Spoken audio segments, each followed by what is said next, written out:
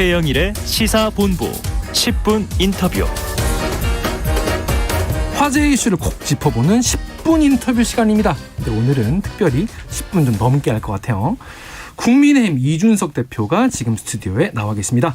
6일 지방선거 앞두고 공천 방향 그리고 청와대 특활비 이슈 등 최근 논란이 되었던 이야기들 궁금한 점 여쭤보겠습니다. 대표님 안녕하세요. 안녕하세요. 반갑습니다. 오늘이 38번째 생일이시라고. 예, 그렇게 했습니다. 예. 축하드립니다. 감사합니다. 예. 그런데 정치인들은 생일날 뭐 합니까? 요즘 저희 공천 때문에 바빠가지고요. 그러니까요. 아침에도 회의 들어갔다가 회의 쭉 하다가 이제 방송하러 왔습니다. 미역국 드셨습니까? 아직 못 먹었습니다. 누가 좀 챙겨줘야 되는데. 네, 그렇습니다. 네. 저희라도 축하를 드리겠습니다. 감사합니다. 자, 먼저 지금 야당에서 가장 지금 이야기 많이 한 이슈부터 여쭤볼게요. 네. 먼저 오늘 청와대가 이 김정숙 의사 의전 비용 관련해서 특활비 공식 입장을 연이어 또 내놨어요. 네. 그래서 문재인 정부 특활비 역대 정부 중에 최저다. 그리고 있는 돈도 남겼다. 이렇게 얘기를 하면서 이 옷값 등 이런 무분별한 의혹 제기 유감이다 이렇게 얘기했는데 좀 어떻게 보였습니까? 특활비를 가장 적게 쓴 거는 저희가 물어보지도 않았고요. 네. 왜냐하면 특활비를 많이 쓰고 일 열심히 하면 되는 거고 적게 쓰고 일 안 하면 좋은 거 이런 거 아니거든요. 그러니까 특활비를 적절하게 쓰느냐의 문제인 것이고 이 옷값이라는 문제는 사실 언론에서 먼저 제기했던 것이고 전 어제 제가 입장을 내기를 옷값이 이제 모두 특활비가 한 푼도 들어가지 않았다라고 이제 주장한 게 청와대거든요. 조금이라도 약간 그러면은 특활비가 들어가면은 상당히 문제 있는 상황이다. 그래서 어제 근데 곧이어서 어떤 언론에서 이렇게 보도를 했습니다. 그 김정숙 여사 의상이나 이런 것에 대해서 5만 원짜리를 들고 와가지고 현금 결제를 했다. 그리고 나서 또 딱히 현금 영수증을 끌어간 건 아니다. 뭐 이렇게 이야기했기 때문에 일반적인 가정에서 보통 현금을 이렇게 보유하면서 몇백만 원치씩 쓰는 경우가 요즘 없지 않습니까? 그러다 보니까 어떤 상황이었는지를 저희도 좀 궁금해하고 있습니다. 네, 그것도 좀 추가 취재, 확실한 사실 관계가 좀 드러나야 될 것 같은데요.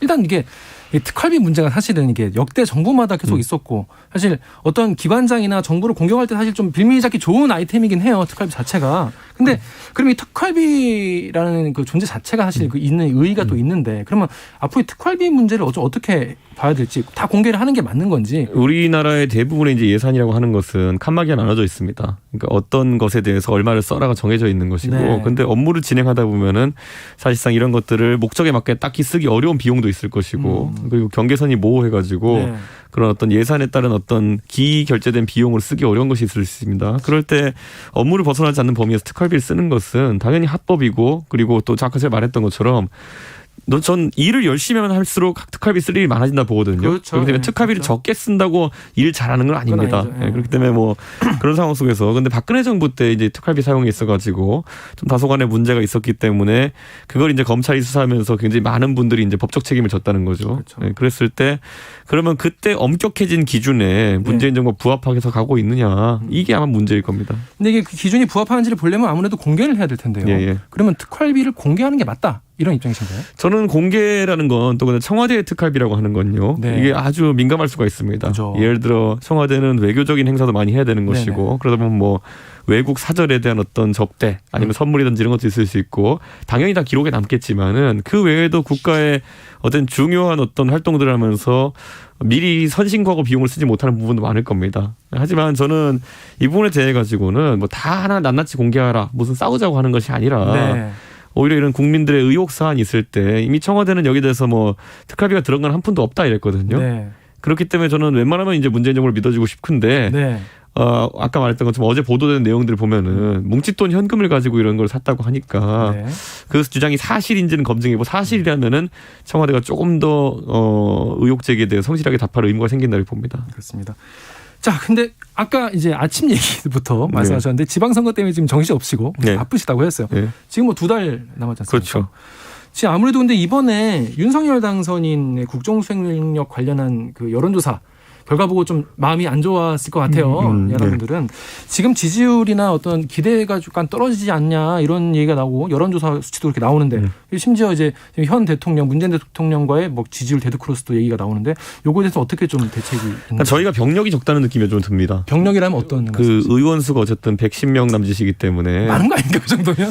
그래도 이제 인수위 같은 곳에 저희 의원님들이 많이 차출되어 있고 맞다, 그죠. 그렇기 때문에 당의 대응 역량이라는 것이 상당히 조금 부족해진 건 사실입니다. 네. 그래서 대선 과정에서는 이런 네거티브나 이런 것이 들어오면은 저희가 방송에서나 아니면 여러 가지 경로로 활발하게 대응했었는데 최근에는 좀 그런 인수위 작업에 다들 바쁘시기 때문에 그죠. 좀 그쪽 역량이 좀 부족해서 초기에 이런 국민들에게 정확한 의사를 전달하는 것 실패한 지점들이 좀 있었다. 그래서 그 중에 하나가 이제 용산 집무실 관련해 가지고 맞습니다. 무수한 민주당이 어쨌든 좀 논란을 키우기 위한 발언들이 있었는데 거기에 당에서 적절하게 좀 빠르게 대응하지 못했던 부분들이 있어가지고 그런 역량을 좀 강화하려고 합니다.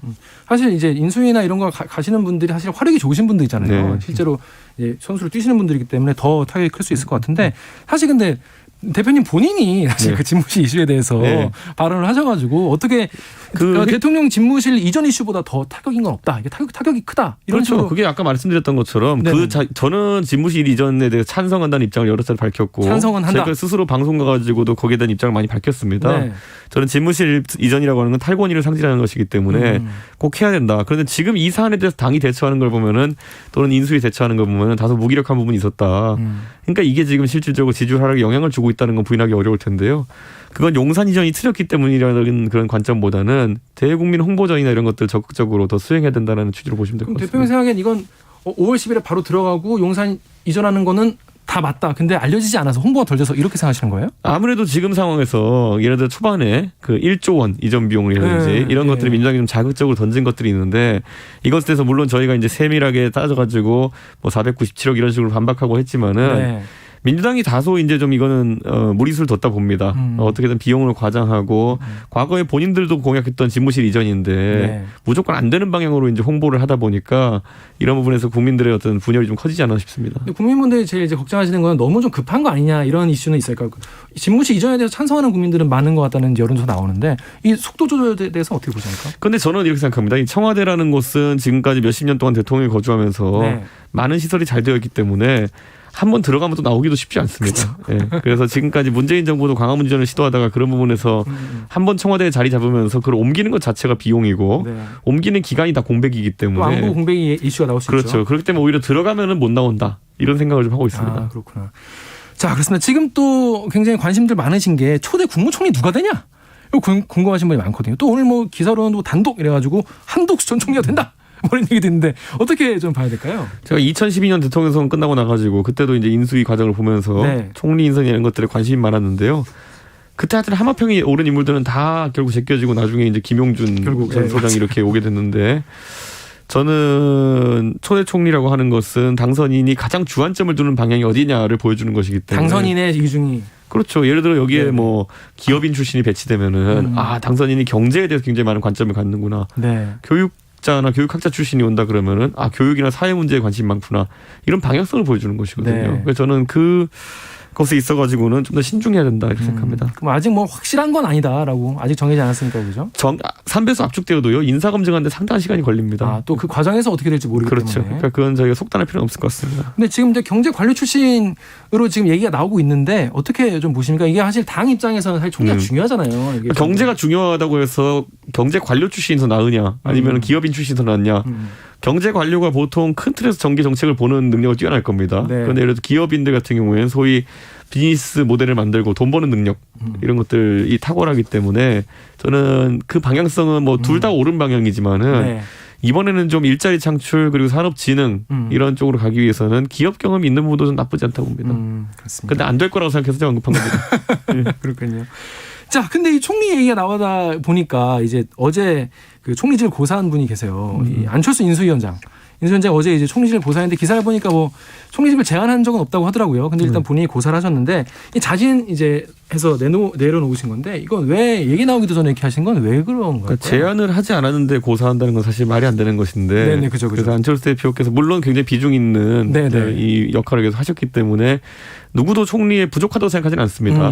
근데 제가 말씀드린 당으로 돌아오겠다는 선택은 본인이 어쨌든 대통령 후보군으로 항상 분류되어 왔고 그러면 세력을 넓히기 위해서는 당에서의 경험과 활동이 되게 중요합니다. 특히 안철수 대표께서는 예전에 새정치민주연합이라는 당을 만들 때 그때 공동 당대표를 김광길 대표랑 하면서 당내 장악에 실패했던 경험이 있거든요. 그렇기 때문에 이번에는 좀 더 진지하게 어떤 당에서 자신의 세를 확산시키려는 노력을 하지 않겠나 싶습니다. 그런 의사를 밝혔는데 이제 대표께서 이제 당으로 돌아가겠다고 하니까 이제 약간 뭐 어떤 당으로 돌아가겠다는 얘기냐 이런 말씀하셔가지고 제가 안철수 위원장님 좀 서운할 것 같긴 해요. 그러니까 당이라는 것이 그러니까 지금 지난번에도 서울시장 끝난 다음에 안철수 대표께서 열심히 하신 다음에 당연히 합당이 진행될 줄 알고 있었는데 그때 국민의당으로 다시 돌아가셨죠. 맞아요. 저는 이번에도 합당이 잘 마무리되고 안철수 대표께서 우리 당의 구성원으로 좀 활동했으면 좋겠습니다. 그렇구나. 합당이 사실 가장 중요한 이슈고 사실 그걸 기점으로 이제 여러 가지가 이제 굴러가고 정해질 것 같고 그리고 또 지방선거도 사실 얼마 안 남았는데 합당 이슈들 빨리 좀 정리해야 될 것 같은데 그러면 국민들이 봤을 때 지금 이게 계속 갈라져 있는 게 좀 보기 좀 불편하단 말이죠. 합당 어느 정도 시점에 좀 마무리될 거라고 좀 보면 좋을까요? 저는 어쨌든 공천 신청이 저희가 이제 곧 시작되고요. 그리고 저희가 공직 후보자 역량 강화 시험 4월 지금 17일경으로 예정돼 있거든요. 그걸 그 전에 합당이 마무리되어야지만 원활하게 진행할 수 있습니다. 그렇습니다. 근데 그러면은 이 지방선거에서 지금 안철수 인수위원장 얘기 나오는 게 선대위원장 얘기도 나오고 해요. 그럼 이거는 좀 어떻게 봐야 됩니까? 이게 선대위원장 맡고 진행할 수가 있을까요, 안철수 위원장님? 인수위원장이 끝나시면 선대위원장 갈 수 있죠. 그렇죠. 네, 그렇기 때문에 5월 초순이 지나야지만 가능할 거로 보이고요. 네. 어차피 지방선거가 6월 1일이면은 그 선대위원장으로 충분히 활약하실 기간이 있습니다. 아 그래요? 네. 충분히. 근데 이게 그러면 더 일찍 복귀해야 된다 이런 말씀하셨는데 그거는 결국에는 그거 끝나고 오셔야 되는데 사실 네. 더 일찍 복귀하는 게 사실 맞긴 맞다 이런 뉘앙스잖아요. 그렇죠. 네. 네. 그러면 사실 그 두 개가 좀 안 맞는 것 같은데. 당에서는 어쨌든 안철수 대표같이 대중성이 있고 네. 그리고 최근에 체급이 올라간 인물이 선거에 있어서 기여를 해주면 고맙죠. 그러니까 저 같은 당대표 입장에서는 빨리 땡기고 싶은 겁니다. 그리고 지금 계속 안철수 위원장 얘기만 여쭤봐 죄송한데 마지막 하나만 더 여쭤볼게요. 지금 내년에 이제 당권 도전하지 않겠냐 이런 얘기도 나오고 사실 그동안 안철수 위원장이 이제 계속 뛰셨지만은 국회에서 사실 굉장히 활약을 많이 하시고 그러지 않았으니까. 그래서 내년에 당권 도전하지 않겠냐 이런 관측이 많이 있는데 이거에 대해서는 좀 어떻게 보십니까? 시간이 좀 걸리지 않을까? 당권 도전 누구나 할 수 있는 거고요. 그렇죠. 네, 그리고 전당대회를 통해서 당원들의 그런 다수의 표를 얻으면 됩니다. 안철수 대표가 비록 우리 당에 들어온 이제 합당하더라도 들어온 기간 짧겠지만은 당에 한 기여라든지 아니면 자질 면에서는 충분하다 이렇게 봅니다. 그래서 근데 당권을 그게 획득하는 유일한 방법이 전당대회입니다. 네. 그렇습니다. 자 그러면 요즘에 또 많은 이제 국민분들이 또 이준석 대표 관련해서 이건 좀 너무한 거 아니냐, 서운하다, 화난다 이런 기사도 있어요. 뭐냐면 이 전국 장애인 차별 철폐 연대 전장현의 어떤 지금까지 지하철이나 이런 운송 수단에서 시위를 벌이시면서 시민분들에게 불편을 끼치면서 이동권을 보장하라 이런 시위인데 이거에 대해서 사실 이 대표님이 굉장히 좀 세게 발언을 많이 하셨어요. 가지고 이거에 대해서 이 대표님이 사과하지 않으면 내가 2호선, 5호선도 타겠다 이런 얘기도 하셨는데, 그러니까 그 얘기는 이제 전장현이 하셨죠. 그래서 이거는 당 대표로서 이 이슈 지금까지 진행된 바는 사실 갈등 양상인데 어떻게 좀 그러니까 저는 전장현이라고 하는 단체는 어쨌든 장애인 단체 중에서 가장 대표성을 띈 단체는 또 아니고 그런 전장현 단체는 본인의 목적이 있고 그걸 위해 활동하는 활동가들입니다.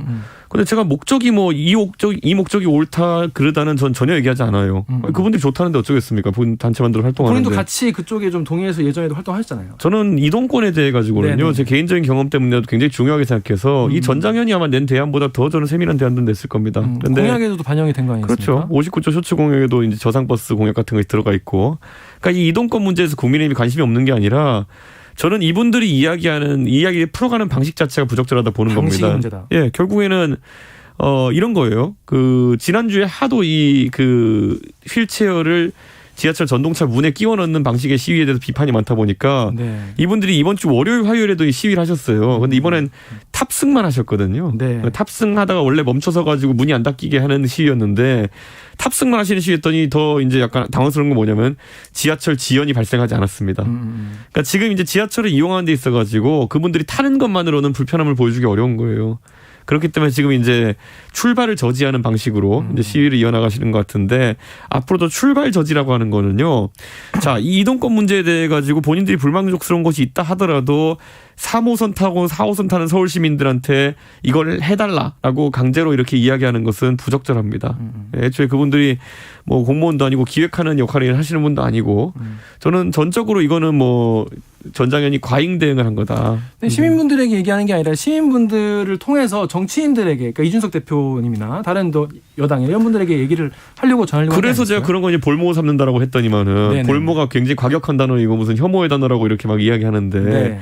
뭐뭐를 볼모 삼다라고 하는 거는 관용적 표현입니다. 그게. 그러니까. 저도 근데 뭐 볼모 삼다라는 표현 같은 경우에 예전에 뭐 지하철 파업이나 뭐 택배 파업에서 많이 쓰는 얘기긴 한데 이게 너무 비문명적이다라고까지 말씀하셨는데 그러면 뭐 문명인 이하의 짓을 했다는 얘기냐? 아니죠. 문명이라고 하는 건 이런 거죠. 문명이라는 거는 결국 타인의 어쨌든 권리와 이런 것들을 침해하지 않을 그런 자연적인 약육강식을 벗어난 질서를 의미하는 게 좀 문명이라고 생각하거든요. 네네네. 그런데 그럼 이 질서를 하면 저희가 법으로 규정하기도 하고 이렇게 하지만은 어쨌든 내가 내 권리를 주장하는 데 있어가지고 다른 사람의 권리를 침해하지 않으면서도 할 수 있는 방법들이 있습니다. 그런데 굳이 이걸 예전에 한무라비 법전에 눈에 눈은 이엔 이 이런 것처럼 내가 불편하니까 너희들도 불편하게 해줄게 뭐 이런 거 있잖아요. 그 정도는 아니죠. 이게 왜냐하면 뭐 1999년부터 이어져 왔던 시기인데. 아니요 이런 양식에 제가 몇 달 정도 했는데 제가 계속 지적하는 거는 이분들이 20년 30년 장애 이동권을 위해서 말씀하셨던 거 하나도 폄훼하고 싶은 거 없습니다. 그런데 최근 몇 달간 벌어졌던 지하철 문에다가 휠체어 끼워놓고 30분에서 40분 정도 발차를 못하게 이제 묶어놓은 방식의 시위 이거는 정말 이건 비문명적이라고 좀 판단합니다. 그럼 제가 하나만 여쭤볼게요. 그러면 앞으로도 어떤 시위든지 간에 뭐 그 지하철 파업이건 어떤 파업이든지 간에 시민들의 불편을 볼모로 이렇게 시위나 자기 주장을 펴는 건 전부 다 비문명적인 거고 하면 안 되는 겁니까? 이런 거죠. 예전에 광우병 시위 같은 거 할 때도요. 그땐 주장이 오히려 좀 지금 와서 보면 좀 틀린 주장이었는데 어쨌든 전 존중합니다. 모든 것을. 시민의 어떤 그 시위나 아니면 집회의 권한을. 그런데 거기서 문제 이제 삼자면은 예를 들어 도로교통법을 이제 어기고 집시법을 어기고 이런 문제일 텐데 저는 그런 거에 대해서는 또 굉장히 관대한 편입니다. 예, 뭐냐면 이 선거를 하다 보면은 그런 대규모 집회 같은 경우에는 나올 인원을 산출하기도 어렵고 그렇죠. 그러다 보면 교통방해나 이런 게 일어날 수 있습니다. 어쩔 수 없이 있을 수 있죠. 그런 것은 저희가 우발적인 어떤 변수로 이야기하는 거거든요. 네네. 뭐 집행부에서 여기 뭐 도로를 점거해서 이런 게 아니라 자연스럽게 사람이 몰리다 보니까 차로도 점거하고 이런 거는 저는 이해가 가는데 네네네. 이건 애초에 우발적인 게 아니라 계획적이었죠. 가가지고 우리 주장을 관철시키기 위해서 서울 지하철 3, 4호선을 마비시켜보자 이런 거는 볼모 삼는 게 맞고요. 이건 지양되어야 될 선거, 그 투쟁 방식이다 이렇게 봅니다. 앞으로 이런 시위는 없어야 한다. 비문명적이다. 그러니까 이분들이 예를 들어서 어디 가서 만남을 거부당하고 그래서 이렇게 하겠다 그랬으면 조금이라도 명분이 생길지 몰랐는데 저는 이미 이분들을 8월 달에 만났어요. 작년에. 그러니까 오셔서 저희 방 문 두드리면 만나줘요. 만나서 같이. 앞으로 만나실 의향도 있으신 거네. 아니 제 문을 두드리면 만나죠. 누구나. 사실 뭐 제가 가리는 성격도 아니고. 근데 지금은 보면은 약간 이게 시위의 본말이 전도된 것이 가장 최근에는 이준석 사과해라가 이분들 목표예요. 이준석 사과 안 하면 서울 지하철 2호선을 자신들이 탑승 투쟁하겠다 이러거든요. 아니 이동권 이런 얘기할 때랑 또 다른 얘기 뭐냐. 이준석 사과 안 하면은 내가 서울 시민들에게 수십만 명 불편을 끼칠 것이다. 그러니까 이준석 사과해라 이런 거는 얼마나 답답했으면 그러셨겠어요. 문명적이지도 않거니와 이건 유치합니다. 그렇습니다. 그런데 당대표로서 이렇게 그래도 사과 먼저 손을 좀 내미실 생각은 있으세요? 그러니까 사과는 공허한 사과를 하면 안 되고요. 네네네. 구체적이어야 돼요. 알겠습니다. 내가 무엇을 잘못했고 그다음에 그렇기 때문에 어떻게 앞으로는 잘하겠다 이런 거여야 되는데 제가 그래서 사과를 그렇게 요구하면은 도대체 뭘 갖고 사과하라는 건지 전장현 측에 제시해달라 이렇게 하는데 아직 제가 봤을 때 말되는 얘기 안 나옵니다. 그렇습니다. 근데 아무튼 이 논란 관련해서 많은 분들이 국민분들이 이거에 대해서 좀 국민의힘 전체에 대한 이게 너무 약자에 대해서 너무 좀 말이 심한 거 아니냐 이런 여론 같은 게 있다. 이런 게 당 내에서도 얘기가 나와요. 그게 지금 이제 김종인 전 총괄 대표도 이제 당대표가 항상 자기 스스로 소신만 필요할 것 같으면 정치 힘들다. 좀 참고 자제하자 이런 말씀도 하셨는데 어떻게 좀 받아들이세요? 그러니까 서울 지하철이 3, 4개월 동안 계속 그 간헐적 이런 어떤 그 운행 중지를 강요하는 시위에 의해 가지고 수백 수천만 명이 피해 입고 있었는데 지금까지 아무도 책임 있는 정치인이 이것을 건드리지 않은 것은 딱 한 가지입니다. 예, 정말 이렇게 해서 장애인분들과 오해가 생길 수 있고 척질 수 있고 그게 본인의 당선에 악영향을 끼친다고 생각하는 분들 안 건드립니다. 그런데 저희가 이번에 뭐 이 봤을 때는 제가 개입해가지고 언급하고 하는 것만으로도 휠체어를 문에 끼워넣는 방식의 투쟁은 더 이상 안 하거든요. 저는 이런 변화는 정치인들이 두려워하지 말아야 된다고 생각합니다. 그렇습니다. 자, 요 정도까지 알아보면 될 것 같고요. 마지막으로 하나 여쭤볼게요. 지금 3시에 유승민 전 의원이 이제 그 기자회견 하신다는데 어떤 내용으로 하실 건가요? 저는 유승민 의원이랑 뭐 친소한 게 있을 수 있지만 이런 일 얘기를 최근에 한 적이 없습니다. 네, 그렇기 때문에 유승민 의원도 사실 인지도가 높고 경쟁력 있는 대선 주장의 하나였기 때문에 충분히 이번에 그 지방선거에서 역량을 발휘할 수 있다 이렇게 보고요. 당대표 입장에서는 유승민 의원이 아니라 그 누구라도 출마를 기대하시면 저는 선언하시면 다 저는 긍정적으로 바라보고 있습니다. 근데 지금 이제 안 그래도 유승민 의원이 얘기한 이제 경기도 같은 경우에 이제 그 서울시장 같은 경우에는 송영길 전 대표 얘기도 나오고 되게 지금 사실 민주당도 굉장히 지금 복잡한 셈법인 상황이긴 해요. 그렇죠. 근데 상대로 사실 전략을 짜신 입장에서는 민주당 상황도 되게 면밀히 보셔야 될 거 아니겠습니까? 그렇죠. 근데 뭐 민주당 같은 경우에는 네네. 지금 아마 그 어쨌든 수도권에서 과거보다 민심이 안 좋아진 건 사실이거든요. 네네네. 특히 부동산 정책의 실패라든지 물가 정책의 좀 실패 이런 것들이 큰 영향을 미쳤을 거라 보고요. 네. 저는 그 부분을 우리 후보들이 잘 공략한다면 좋은 성적이 날 것이다 이렇게 봅니다. 송영길 전 대표 차출론에 대해서 어떻게 보세요? 송 대표님만한 카드가 없을 겁니다. 지금 수도권에 출마시킬 만한. 그런데 아마 송 대표님이 고심에 고심을 겨듭할 거로 좀 보입니다. 그렇습니다. 자, 마지막으로 요거 얘기만 하고 이제 정리할게요. 지금 지방선거 페널티 규정. 요 관련해서 이제 뭐 홍준표 의원도 되게 서운해하시고 이런 당내 얘기가 많았는데 이 규정을 결국 10% 낮추셨어요. 네. 요거를 이렇게 중복 페널티 적용 취소한 결정적인 이유가 있어요. 저는 원래 처음에 이걸 논의했을 때부터 저는 가산점이랑 감산점 대부분 다 반대했고요. 근데 당원 당규상에 있는 가산점만 저희가 하자 이렇게 했던 것이고 저는 뭐 지금이라도 이제 조정이 되는데 이제 그 공간위 차원에서는 이걸 수치를 좀 하향하길 바랬던 것이고. 그래서 저는 원래 모든 가산점 감산점에 반대한 입장이기 때문에 오늘도 또 논의해서 공관위가 논의한 바를 추인했습니다. 저는. 그렇습니다. 자, 지금까지 이준석 국민의힘 대표와 함께 얘기 나눠봤습니다. 고맙습니다. 네, 감사합니다. 고맙습니다.